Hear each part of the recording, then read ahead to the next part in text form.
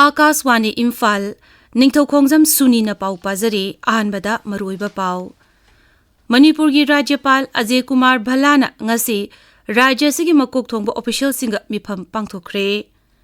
Rajya ki Chief Secretary Prasan Kumar Singhna Churachandpur Jila da chatuna Jila adu ki fibam yingsinkre. Kokomina Rajyapal Ajay Kumar Bhalaga Raj Bhavan da unaduna tongan mawafam tarataruk yawba memorandum ma pishinkre. Board of Secondary Education Manipur na lauba High School Living Certificate Examination ki center sing lauthokre amasung Kendra ki Shiksha Mantri Dharmendra Pradhan na hairi National Education Policy ki makhada anoba niyom ani hapsille.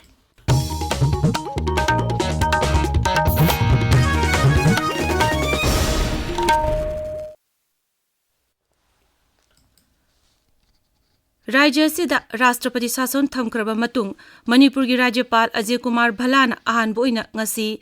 Rajya gi makok thongba official singa mifam pangthokre. Imphal gi All Secretary ta pangthokiba mifam aduda Chief Secretary PK Singh, DGP Rajiv Singh, Security Advisor Kuldeep Singh amadi Jila Singhi Deputy Commissioner Singh su saruk yaki. Mifam aduda Rajyapal na official Singh aduga unaduna makhoi gi warol Singh taki.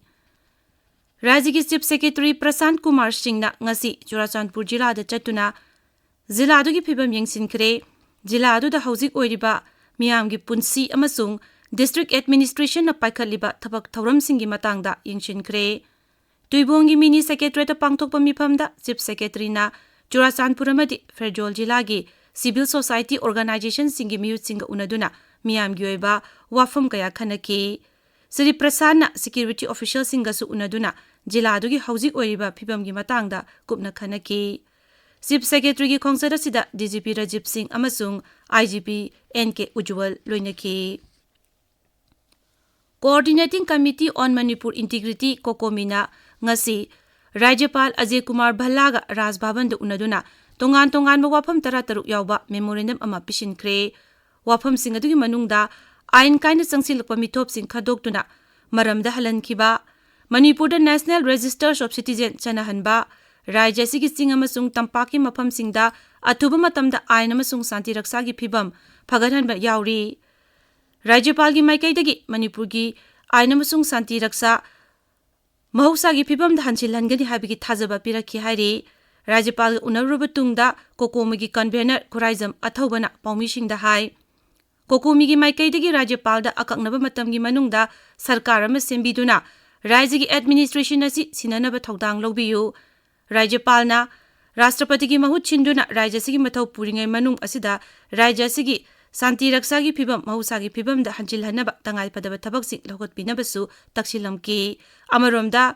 Rajya Sabha gi MP Lesemba Sana Jawbana maki imung manungi miyoi singa loinana Rajyapal Ajay Kumar Bhalaga ngasi Raj Bhavan da unaki. Ingkumza lisingani mapangi ngasi gi numit asida mihathi na hatkiba Dr. Thingnam Kisan Y Token amasung A Rajen bu ningsingduna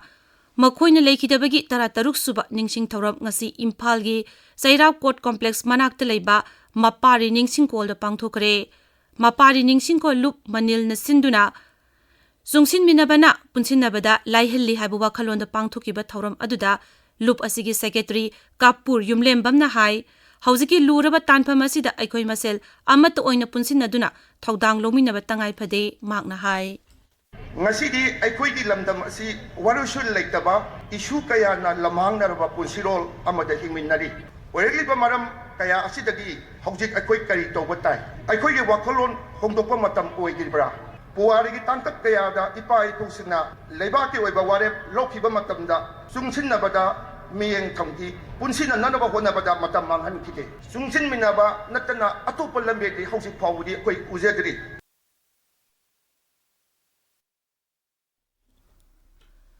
Manipur State Power Distribution Company Limited na tha sigi taramangadagi hauduna ngasi phawba Rajya sigi tongan mafam singda mai niyom lana sizinaba miyoi kaya phagatle. Lamlong Subdivision gi Lungwang Sangmam dagi miyoi ama, Wangjing Subdivision dagi miyoi ani, Yaripok Subdivision gi Kamu Maringkhul dagi miyoi ani, Bishnupur Subdivision dagi miyoi ahum, Kumbi Subdivision dagi miyoi ama, Churachandpur Subdivision dagi miyoi ani, Sandel Subdivision dagi miyoi taret, Kangpokpi Subdivision-dagi miyoi ama amasung Jiribam Subdivision-dagi miyoi ama punna miyoi kun phagatki masiga loinana consumer tarani thoigi maina kakthaki haina Manipur State Power Distribution Company Limited ki chairol amana hairi mai niyom lana sizinaba phagatpagi khongdang asi makha tana chathakigani hairi pawgi marak thatna atenba break ama Nupi singna nupi oibigi anababu lotsenduna thamba thadoklasi Chatliba tha asigi leipak pokpa yumsa kaisa sagol se numit khudingi lemna gynae oncology doctor tanabata natana free pap smear test breast screening colposcopy amadi thyroid screening lemna yengthokpagi khudong chaba pizari Akupa marolgidamak NABH Phanglaba American Oncology Institute Babina Specialty Hospital Sajiva Jail Road Khabaisoi Imphal East Tanabiu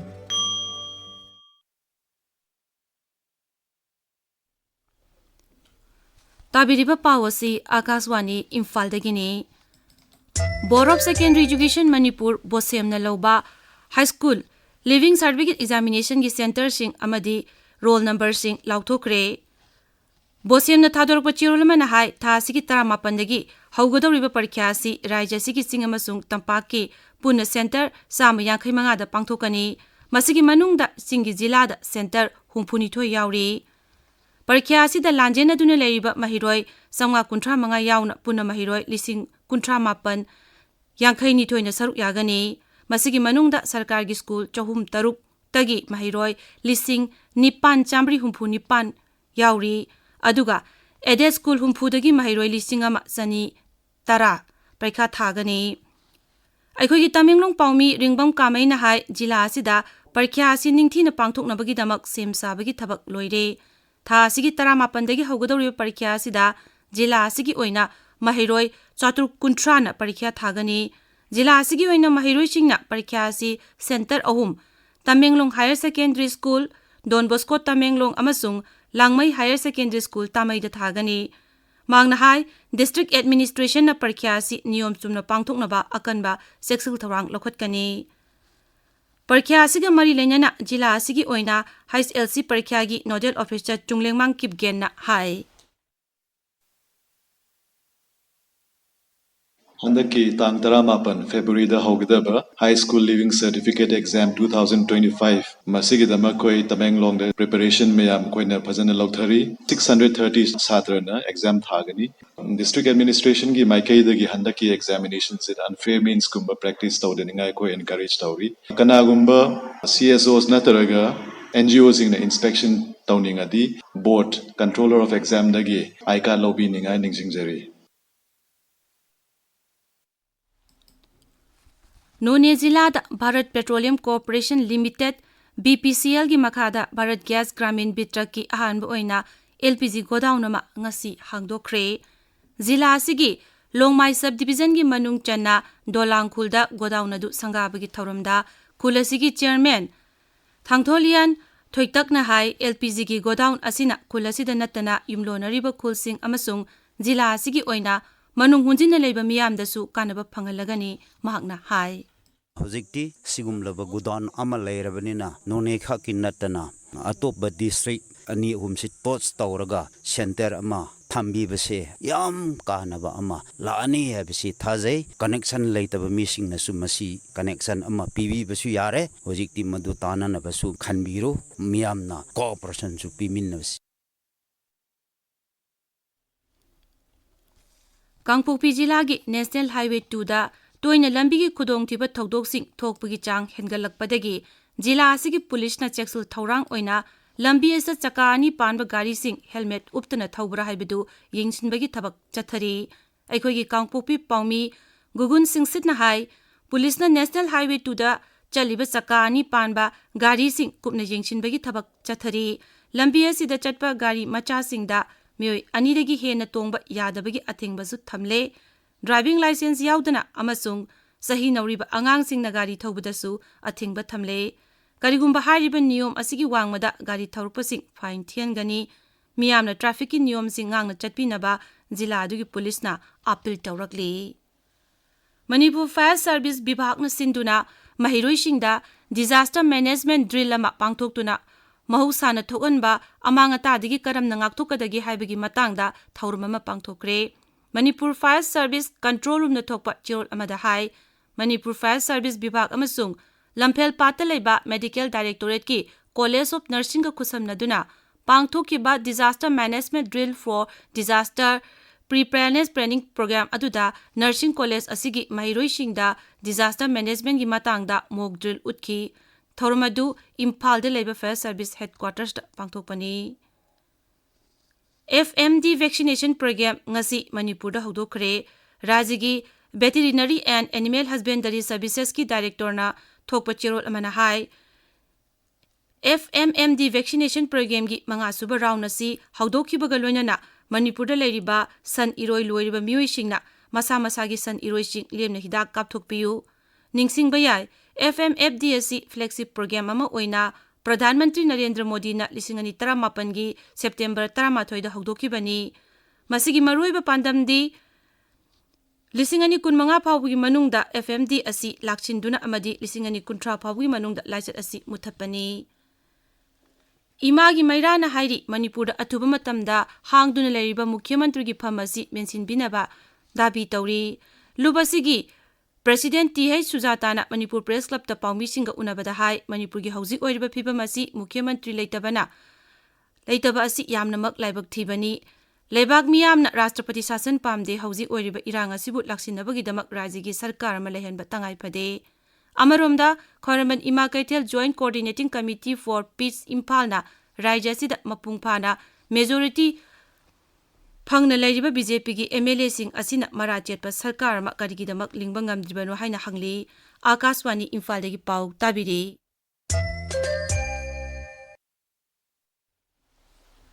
Kendra gi Shiksha Mantri Dharmendra Pradhan hairi National Education Policy gi makhada anoban niyom ani amasu hapsille masina thabak thiriba mioising amasung thabak piriba mioisingda henda kanaba phanghalagani